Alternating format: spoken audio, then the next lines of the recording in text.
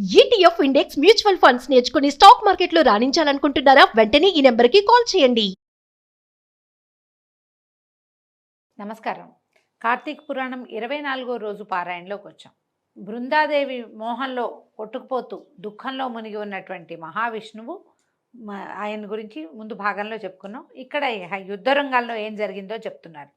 అతిలోకమైన శివశౌర్యానికి చిన్నబుచ్చుకున్న జలంధరుడు పునః ఈశ్వరుని సమోహింపచేయదలిచి మాయా గౌరిని సృష్టించాడు. ఒక రథంపై కట్టివేయబడి నిశుంభాది నిశాచరుల చేత వధింపబడుతూ ఉన్న ఆ మాయా గౌరిని చూశాడు శివుడు. పరమేశ్వరుడైనప్పటికీ మాయలో పడటం భగవంతుడికి కూడా జరుగుతుంది అప్పుడప్పుడు. ఈయనేమైంది, చూసి చూడంగానే ఉద్విగ్న మానసుడైన ఉగ్రుడు యుద్ధాన్ని, తన పరాక్రమాన్ని, కర్తవ్యాన్ని విస్మరించి ఉదాసీనుడుగా ఉండిపోయాడు. అదే అదనుగా జలంధరుడు పుంఖానుపుంఖాలైన 3-4 బాణాలను శివుని శిరస్సు పైన, వక్షస్థలం పైన, ఉదరమందున ప్రయోగించాడు. అయినా జంగమయ్యలో చలనం రాలేదు. అటువంటి సమయంలో అదంతా రాక్షసమాయిగా బ్రహ్మదేవుని చేత బోధింపబడిన వాడై కోలుకొనిన పరమేశ్వరుడు జ్వాలామాలాతి భీషణమైన రౌద్ర రూపాన్ని ధరించాడు. ఆ స్వరూపాన్ని చూసేందుకు సైతం శక్తి చాలక అనేక మంది రాక్షసులు పారిపోతున్న వారిలో ఉన్నటువంటి అగ్రనాయకులైన శుంభుడు, నిశుంభుడు వాళ్ళని చూసిన రుద్రుడు పారిపోతున్న వాళ్ళంతా పార్వతి చేతిలో మరణించెదరుగాక అని శపించాడు. మనం తర్వాత దేవి భాగవతంలో అమ్మవారు శుంభనిశుంభుల్ని వధించింది నీల సరస్వతి స్వరూపంలో అని చెప్పుకుంటాం. ఆమె చేతిలో మరణిస్తారని రుద్రుడే ఈ యుద్ధంలో శపించాడని, కాలాంతరంలో వాళ్ళు అక్కడ మరణించారని దేవి భాగవతంలో చెప్పబడుతుంది. అయితే ఇదంతా గమనించినటువంటి జలంధరుడు బాణవర్షంతో అంధకారాన్ని కల్పించాడు, చీకటిగా చేసేసాడట. ఆ చీకటిని శివుడు తన తపోబలంతో చీకట్లను చీల్చివేశాడు. ఉడికిపోయిన జలంధరుడు పరిఘాయుధంతో పరుగున వచ్చి ఈశ్వరుని వాహనమైన ఎద్దును నందీశ్వరుణ్ణి భయంకరంగా కొట్టాడు. ఆ దెబ్బకు నంది యుద్ధరంగం నుంచి పరుగు తీయసాగింది. దానిని మళ్లించడం సాంబశివుని కూడా సాధ్యం కాలేదు. ఎక్కడ లేని కోపం వచ్చిందట పరమేశ్వరుడికి. వెనువెంటనే సుదర్శన చక్రాయుధాన్ని ప్రయోగించాడు. భూమి ఆకాశాలను దహింపజేసే వేయగలిగేటువంటి వేగవంతమైన ఆ చక్రము చూపర్లను భయభ్రాంతులు చేస్తూ వెళ్ళి జలంధరుని తలని నరికి నేల మీద పడేసింది. అతని మొండెం నుంచి వెలువడినటువంటి మహాద్భుతమైన తేజస్సు ఈశ్వరునిలో లీనమైపోయింది. బ్రహ్మాది దేవతలందరూ సంతోషాంతరంగులు, అవనత శిరస్కులు అయ్యి ఆ చంద్రశేఖరునకు ప్రణమిల్లారు, స్తుతించారు, పరిపరి విధాలుగా కృతజ్ఞతలు చెప్పుకున్నారు. అనంతరము బృందామోహితుడై అడవులలో పడి అల్లాడిపోతున్న విష్ణువుని స్వస్థుని చేసే ఉపాయాన్ని కూడా అనుగ్రహించమని కోరగా అందుకు గాను పరాశక్తిని వేడుకోమని చెప్పి జయజయధానాల నడుమ సకలగణ సమేతుడై ఈశ్వరుడు కైలాసానికి వెళ్ళిపోయాడు. శివాజ్ఞ ప్రకారం దేవతలు మహామాయని ప్రార్థించడం మొదలుపెట్టారు. దేవతలు చేసిన మహామాయా స్తోత్రం అద్భుతమైనదటండి. అర్థం చెప్తున్నాను. ఈ మహామాయా స్తోత్రము అని గనక మనం సెర్చ్ చేసి వెతికి పట్టుకుని చదువుకోగలిగితే చాలా బాగుంటుందట. ఎక్కడా కూడా మనం తల్లకిందులయ్యే పరిస్థితి రాదు. అంటే ఒక్కొక్కసారి మనుషులం కదా, మనం రోజు మాయలోనే పడతాం, మనం ఉండేదే మాయలో. దాంట్లో నుంచి మనకి తర్వాత గతి ఏమిటి అనేది తెలుస్తుందట. దొరికిన వాళ్ళు ప్రయత్నం చేసుకోవచ్చు. సృష్టి స్థితిలయలకు కారణమైన సత్వరజస్తమో గుణాలు 3 దేని నుంచి పుట్టాయో ఆ దేవి యొక్క ఇచ్చ వలన లోకంలో జనన మరణాలు సంభవిస్తున్నాయో అటువంటి మూల ప్రకృతి మహామాయకి నమస్కరిస్తున్నామంటే ఏ దేవి వల్ల ఇవన్నీ పుట్టి మళ్ళీ లీనమవుతుందో ఆ దేవికి నమస్కరిస్తున్నాము. ఏదైతే 23 భేదములతో చెప్పబడిన సమస్త లోకములను అధిష్ఠించినదో, వేదములలో సైతము దేని యొక్క రూపకర్మములు కీర్తింపబడుతున్నాయో అట్టి మూల ప్రకృతికి నమస్కరిస్తున్నాము. దేని యందు భక్తుడైన వాడు దరిద్ర మోహ భయ పరాభవాల్ని పొందడో, ఏదైతే తన భక్తుల యందు ఎడతగని ప్రేమ కలతో ఆ మూల ప్రకృతికి నమస్కరిస్తున్నాము. ఆయన ఇలా చెప్తున్నాడు అనమాట. ఈ దేవతలు చేసినటువంటి మూల ప్రకృతి స్తవాన్ని ఎవరైతే ఏకాగ్ర చిత్తంతో త్రిసంధ్యలు 3 కాలాల యందు పఠిస్తారో వాళ్ళు ఏనాడు దరిద్రాన్ని కానీ, భయాన్ని కానీ, మోహాన్ని కానీ, దుఃఖాన్ని కానీ, అవమానాన్ని కానీ పొందకుండా ఉంటారు. ఇక ప్రస్తుతంలోకి చెప్తున్నాడు నారదుడు. ఈ విధంగా దేవతలు ప్రార్థన చేయంగానే ఆకాశంలో జ్వాలాయుతమైన అద్భుతమైన తేజస్సు ఒకటి పడుచూపి, ఓ దేవతలారా, త్రిగుణాల రీత్యా నేను త్రిమూర్తులను ధరించి ఉన్నాను. రజోగుణం వల్ల లక్ష్మిగాను, తమోగుణం వల్ల సరస్వతిగాను, సత్వగుణం వల్ల లక్ష్మిగాను, రజోగుణం వల్ల లక్ష్మిగాను, తమోగుణం వల్ల పార్వతిగాను విలసిల్లుతున్నది నేనే. కాబట్టి మీ వాంఛా పరిపూర్తికై ఆ లక్ష్మీ పార్వతీ సరస్వతుల్ని ఆశ్రయింపుడని ఆదేశించి అంతర్ధానమైపోయిందట మహామాయ. దేవతలు ఉమారమ సరస్వతుల చెంతకు వెళ్ళి తమ మనోగతాన్ని వెల్లడించారు. భక్తవత్సలుడైన ఆ తల్లులు ముగ్గురు వారికి కొన్ని బీజాలనిచ్చి విష్ణువు ఎక్కడైతే మోహావృతుడై ఉన్నాడో అక్కడి బీజాల్ని చల్లమన్నారు. గింజలు ఇచ్చారట. అయితే దేవతలు ఆ బీజాల్ని తెచ్చి శ్రీహరి మోహితుడై పడి ఉన్న బృంద యొక్క చితాప్రాంతం అంతా చిలకరించారు. బృందాదేవి ఒక చోట చితాభస్మంగా మారిపోయింది. ఆమె యోగాగ్నిలో దగ్ధమైపోయింది కదా, అక్కడక్కడక్కడే తిరుగుతున్నాడు ఆమె వ్యామోహంతో.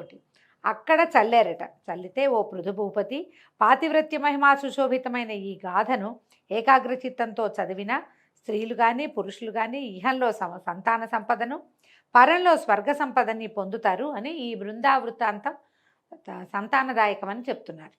పునః నారదుడు ఇట్లా చెప్పాడు: ఓ పృథు మహారాజా, పూర్వోక్త విధానంగా బృందాచితాస్థలిలో దేవతల చేత చల్లబడిన బీజాల వల్ల త్రిగుణ శోభితాలైన ఉసిరి, మాలతి, తులసి అనే 3 వృక్షాలు జన్మించాయి. వీటిలో సరస్వతి వలన ఉసిరిక, లక్ష్మి వలన మాలతి, గౌరి వలన తులసి ఏర్పడ్డాయి. అంతవరకు బృందామోహంతో మందుడై ఉన్నటువంటి విష్ణువు తన చుట్టూ చెట్లై మొలిసిన లక్ష్మీ సరస్వతి పార్వతి మహిమల వల్ల కోలుకున్నవాడే అనురాగపూరిత హృదయంతో ఆ వృక్షాలని చూడడం మొదలుపెట్టాడు. అయితే వాటిలో ఆ లక్ష్మీదత్త బీజాలు ఈర్ష్యాగుణాన్వితాలై ఉండటం వల్ల ఆ బీజోత్పన్నమైన మాలతి బర్బరీ నామధేయమై విష్ణువుకి ఎడమైంది. ఆయన విష్ణువు నుంచి పక్కకెళ్ళిపోయిందట. కేవల అనురాగపూరితాలైనటువంటి ఉసిరి, తులసి మాత్రమే పీతాంబరునకు ప్రియకరాలయ్యాయి. తద్వారా విష్ణువు మోహ విముక్తుడై ధాత్రి తులసి సమేతుడయి సర్వదేవతా నమస్కారాల్ని అందుకుంటూ వైకుంఠానికి తరలి వెళ్ళాడు. అందువల్లనే కార్తీక వ్రతంలోని విష్ణు పూజలో ముందుగా తులసిని పూజించినట్లయితే పుండరీకాక్షుడు ఎనలేని సంతోషాన్ని పొందుతాడు. అంతేకాకుండా ఇప్పుడు మాలతి అనేది ఒక తమాషాగా వాసన వస్తుంది. గిన్నె పువ్వులాగా ఉంటాయి, మంచి వాసన వస్తుంది. కోస్తే చిన్నగా పాలు వస్తాయండి. మామూలుగా పాలు వచ్చే ఏ పువ్వులని దేవతా పూజలకి వాడరు, అది పనికిరాదంటారు. మాలతి వృక్షం ఇట్లా జన్మించిందట. వాసన మాత్రం మహాద్భుతంగా ఉంటుంది. దాన్ని పూజలో వాడరు సాధారణంగా. ఈ 2 చెట్లని మనం తులసిని నిత్యము పూజిస్తాం. ఉసిరి కూడా విష్ణుగుణాన్వితంగా ఉంటుందని చెప్తారు. అయితే తులసి మహిమ చెప్తున్నారు. ఎవరింట్లో అయితే తులసీవనం ఉంటుందో ఆ ఇల్లు సరస్వతీర్థ స్వరూపమై విలసిల్లుతుంది. యమదూతలు అక్కడికి రాలేరు. సర్వపాప సంహారకమైన ఈ తులసీవనాన్ని ఎవరు ప్రతిష్ఠిస్తారో వారికి యమధర్మరాజును దర్శించే పని ఉండదు. అంటే నరకానికి వెళ్ళరని, పుణ్యాత్ములై స్వర్గాన్ని పొందుతారని భావం. గంగా స్నానము, నర్మదా దర్శనము, తులసి సేవనము ఈ 3 సమాన ఫలదాయకాలని చెప్పబడుతోంది.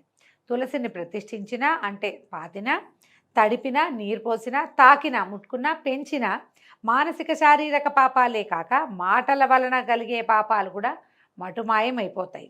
తులసి గుత్తులతోటి, అంటే మంజరులు అంటాం కదా, గింజలు రావడానికి ఒక కుచ్చులాగా వస్తుంది, మంజరి అంటారు. ఆ మంజరితోటి, తులసి గుత్తులతోటి శివకేశవుల్ని అర్చించిన వాడు ఖచ్చితంగా మోక్షాన్ని పొందుతాడు అంటంలో ఎటువంటి సందేహం లేదు. పుష్కరాది తీర్థాలు, గంగాది నదులు, విష్ణువాది దేవతలు తులసి దళాలలో నివసిస్తూ ఉంటారు. ఎన్ని పాపాలు చేసిన వాడైనా సరే, ఎవడైతే శరీరానికి తులసి మట్టిని పూసుకుని మరణిస్తాడో అటువంటి వాణిని చూసేందుకు యముడు కూడా భయపడతాడు. అటువంటి వాడు విష్ణు సాయుధ్యాన్ని పొందుతున్నాడంటాము సత్యము సత్యము, ముమ్మాటికి సత్యం. తులసి చెట్ల యొక్క గంధాన్ని ధరించే వాడికి పాపాలు కొంచెం కూడా అంటాం. తులసీవనపు నీడలో పితృశ్రార్థం చేసినట్లయితే అది పితరులకు అక్షయ పదాన్ని ఇస్తుంది. అదేవిధంగా ధాత్రి వృక్షం అంటే ఉసిరి చెట్టు గురించి చెప్తున్నారు. ఉసిరి చెట్టు నీడన పిండ ప్రదానం చేసిన వారి పితరులు నరకలోకంలోంచి విముక్తులవుతారు. ఎవడైతే తన శిరస్సు పైన, ముఖమందున, దేహమందున, చేతులందున ఉసిరి పండును ధరిస్తాడో వాడు సాక్షాత్తు విష్ణు స్వరూపుడని తెలుసుకోవాలి. ఎవరి శరీరంపై ఉసిరిక ఫలము, తులసి, ద్వారకోద్భవమైనటువంటి మృత్తిక ఉంటాయో నిస్సందేహంగా వాడు జీవన్ముక్తుడేనని తెలుసుకో. ఉసిరి పళ్ళని, తులసి దళాన్ని కలిపిన జలాలతో స్నానమాడిన వాడికి తక్షణమే గంగా స్నాన ఫలం లభిస్తుంది. ఉసిరి పత్రితో కానీ ఫలాలతో కానీ దేవతా పూజ చేసిన వాడికి ముత్యాలతోనూ, మాణిక్యాలతోనూ, బంగారంతోనూ ఆరాధించిన ఫలం ప్రాప్తిస్తుంది. అందుకని మనకేం చెప్తారండి, కార్తీక మాసంలో ఉసిరి పళ్ళు దానం చేయండి అంటారు. నిజానికి విరివిగా విస్తారంగా ఉసిరి రాదు, చిన్న చిన్న కాయలు ఉంటాయి, లేతవి. మనకి ఎప్పుడు వస్తాయి ఇవి? మహాశివరాత్రి సమయంలో ఫిబ్రవరి వచ్చేసరికి కానీ మనకి ఉసిరికాయలు గైరుగా బలమైన పండు రాదు. ఇప్పుడు లేత పండు దానం చేస్తే అంత విశేషమైన ఫలితం లభిస్తుందని చెప్పలేమండి. ఈ సమయంలో లభించేవైతే మనకి ఏమంటారు, హైబ్రిడ్ కాయలే కనిపిస్తాయి. కానీ తులసి మంచిదని చెప్తాది, ఉసిరి మంచిది అని చెప్తున్నారు అంతే. సూర్యుడు తులాగతుడైన కార్తీక మాసంలో చేయబడే యజ్ఞయాగాదులు, తీర్థ సేవనాలు విశేష ఫలితాలను ఇస్తాయి. సమస్త దేవతలు, మునులు కూడా ఈ కార్తీక మాసంలో ఉసిరి చెట్టుని ఆశ్రయించుకుని ఉంటారు. అందుకని మనకి విశేషంగా ఏం చెప్తారు, ఈ సమయంలో చేసేటువంటి వనభోజనము ఖచ్చితంగా ఆ వనంలో ఎక్కడైతే భోజనం చేస్తామో అక్కడ ఉసిరి చెట్టు ఉండాలి. ఉసిరి చెట్టు పాదాల దగ్గరే మనం చెట్టు నీడనే సాలగ్రామార్చన చేసుకోవాలి, విష్ణు ఆరాధన చేసుకోవాలి, శివాభిషేకం చేసుకోవాలి, సాలగ్రామ దానం చేయాలి, ఆ చెట్టున్న వనంలోనే మనం భోజనాలు చేయాలి. ఇలాంటివి హరిభజన చేయటము, ఇవన్నీ విశేషంగా చెప్తారు. మన అవకాశాన్ని బట్టి తప్పకుండా జరుపుకోవచ్చు. ఈ నెల ఏ నెలలో అయినా సరే ఎవడైతే ద్వాదశి నాడు తులసి దళాలను, కార్తీక 30 రోజుల్లోనూ ఉసిరిక పత్రిని కోస్తాడో వాడు నింద్యాలైన నరకాలనే పొందుతాడు. అంటే ఏమిటి, కార్తీకంలో ఉసిరి పత్రి కోయకూడదు అని చెప్తుందండి పురాణం. కోయకూడదు. పైగా ద్వాదశి రోజున కూడా తులసి దళాలు కోయకూడదట. మిగిలిన అన్ని రోజుల్లో పర్వాలేదు, కానీ ద్వాదశి నాడు తులసి దళం కోయొద్దు, ఇదొకటి. తర్వాత కార్తీకంలో 30 రోజులు ఉసిరిక పత్రిని కోయకూడదు. మనం ఏం చేస్తాము, ఈ క్షీరాబ్ది ద్వాదశి నాడు ఉసిరి చెట్టు ఏం పెట్టుకుంటామని బజారంతా ఉసిరికి చెట్టు కొమ్మలే, ఇంతంత కొమ్మలు కాయలతో ఉన్నవి, లేత కాయలు చక్కగా ఉంటాయి, వాటితోటి కొమ్మలు తెచ్చి పెట్టుకుని చేసేసుకుంటున్నాం. చాలామంది చేస్తారు. అందరూ ఉసిరికి చెట్లను భరించి పెట్టుకోలేరు కదా. మనం ఈ పాపమే చేస్తున్నామండి, ఇది తప్పని చెప్తోంది పురాణము. వచ్చే సంవత్సరం జాగ్రత్త పెడదాం. ఏదైనా చిన్న తులసి చెట్టు తెచ్చుకుని 3-4 కలిసి ఒకే చోట ఉసిరి ధాత్రి తులసి కళ్యాణం చేసేసుకుంటే సరిపోతుంది. మరి అవకాశం ఉన్నవాళ్ళు ఆలోచించండి. వచ్చే ఏడాది ఏం చేయగలమో మనం ఇప్పుడే ఆలోచించుకొని పెట్టుకుంటే బాగుంటుంది. ఎవరైతే కార్తీకంలో ఉసిరి చెట్టు నీడన భోజనం చేస్తాడో వాడి యొక్క 1 సంవత్సరపు దోషం తొలగిపోతుంది. ఉసిరి నీడన విష్ణు పూజ చేస్తే అన్ని విష్ణు క్షేత్రాల్లో, అంటే 108 దివ్య దేశాల్లోనూ విష్ణు పూజ చేసిన ఫలితం లభిస్తుందట. శ్రీహరి లీలల్ని, మహిమల్ని చెప్పడానికి ఏ ఒక్కరికి కూడా ఎలాగైతే సాధ్యం కాదో, అలాగే ఈ తులసి ధాత్రి వృక్షాల మహిమల్ని చెప్పడం కూడా చతుర్ముఖుడైన బ్రహ్మకు కానీ, సహస్రముఖుడైన శేషుని కానీ సాధ్యం కాదు. ఎవరైతే ఈ ధాత్రి తులసి జనన గాథని ఎవరు వింటున్నారో, వినిపిస్తున్నారో వాళ్ళు కూడా తమ పాపాలని పోగొట్టుకున్న వారే తమ పూర్వులను కూడి శ్రేష్టమైన విమానంలో స్వర్గాన్ని పొందుతున్నారు. దీంతో 24వ రోజు పారాయణ పూర్తయిందండి. ఈరోజు కార్తీక సోమవారం, ఆఖరి సోమవారం కాబట్టి దీపారాధన చేసుకునే వాళ్ళు, దీపదానం చేసేవాళ్ళు, ఉపవాసం ఉండదలుచుకున్న వాళ్ళు, దేవాలయంలో దీపాలు పెట్టదలుచుకున్న వాళ్ళు ఎవరైనా సరే ఈ ఆఖరి సోమవారాన్ని సుసంపన్నం చేసుకోండి. రేపు ఉదయం మళ్ళీ 25వ రోజు పారాయణతోటి కలుసుకుందాము. నమస్కారం.